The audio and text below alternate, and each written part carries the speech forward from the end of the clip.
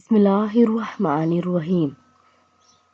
خانہ کعبہ کے بارے میں کچھ اہم معلومات۔ خانہ کعبہ کا نقشہ جبرائیل علیہ السلام نے تیار کیا۔ خانہ کعبہ میں حجر اسود مشرق کی سمت ہے۔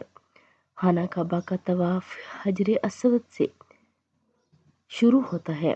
خانہ کعبہ کی تعمیر حضرت ابراہیم علیہ السلام اور اس کے بیٹے حضرت اسماعیل علیہ السلام نے مل کر کی۔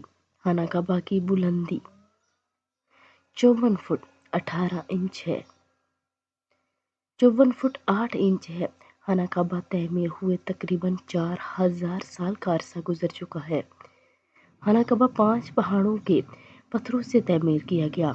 خانہ کعبہ کی چھت میں 80 قطلتیں ہیں۔ خانہ کعبہ کے غلاف کی کل لمبائی 80 میٹر ہے اور یہ ہر سال تبدیل کیا جاتا ہے۔ خانہ کعبہ میں کل 1 من 40 کلو گرام سے زیادہ سونا کی تاروں سے استعمال اور تیار کیا جاتا ہے۔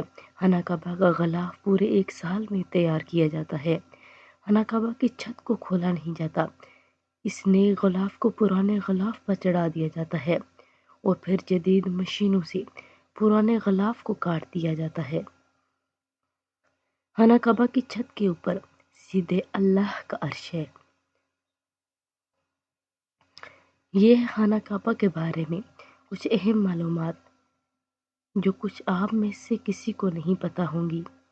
اگر ویڈیو اچھی لگے تو لائک، شیئر اور سبسکرائب کر دیں۔ جزاک اللہ۔